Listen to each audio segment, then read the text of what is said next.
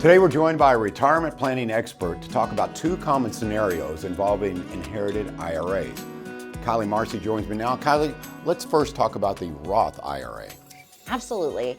So in this case, Tom, who is age 42, inherits a Roth IRA from his father in year 2022. His father passed away at age 78. So even though Tom's father was older than the required beginning date for RMDs, which are required minimum distributions, Roth IRAs do not have required minimum distributions during the owner's lifetime. So the IRS treats the owner as having died before the required beginning date of the required minimum distribution.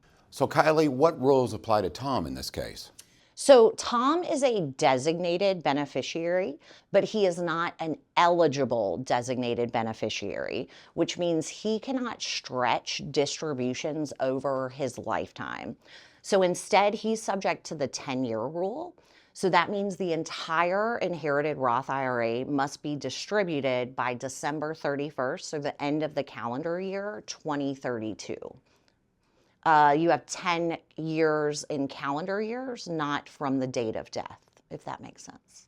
What are the annual RMDs during that period? That is a great question because there are no annual RMDs during that period because the account is a Roth IRA and the owner is considered to have died before the RBD, that required beginning date. So Tom is not subject to annual RMDs. He can take as little or as much as he would like during years 1 through 9, but the full balance has to be withdrawn by the end of year 10, or there will be a penalty. And the distributions? The distributions, assuming that the account met the 5-year rule prior to death, all of those distributions are going to be income tax free.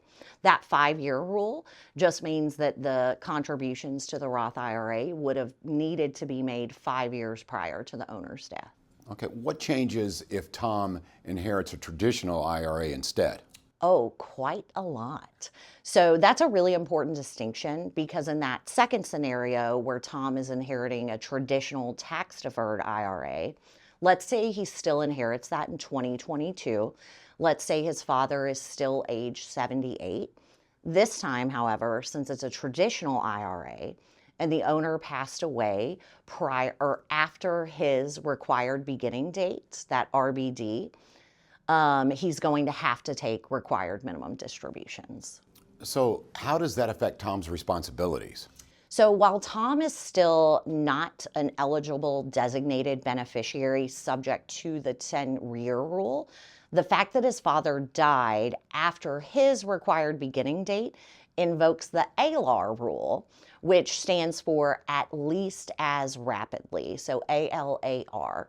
This means Tom has to take annual required minimum distributions in year 1 through 9 based on his life expectancy, and then distribute that full account balance by December 31st, 2032, 10 years after the date of death.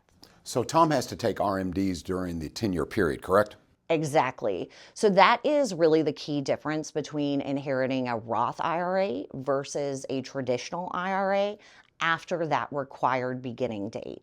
With a traditional IRA, the IRS is going to require Tom to begin taking mandatory withdrawals immediately, not just by the end of year 10. So what if the traditional IRA owner dies before the RBD? That's a great question. So if that traditional owner dies before the RBD or the required beginning date, then in that scenario, it's going to work more like a Roth IRA. Tom would still be under the 10-year rule, but he would not be subject to the annual RMDs. He would have full flexibility on the timing of those distributions as long as that account is emptied by the end of the 10th year. In our scenario, December 31st, 2032. Voluntary distributions can help smooth the tax impact over time, but he does have full flexibility in that scenario. So final thoughts on how beneficiaries like Tom should approach inherited IRAs. So these rules can be really nuanced, and the tax implications can vary significantly on whether the IRA is Roth, traditional, whether the IRA owner died before or after that RBD or required beginning date. So working with a financial advisor is really essential to avoid really costly penalties and so that you can optimize your distribution strategy based on income needs, your tax bracket, and legacy planning.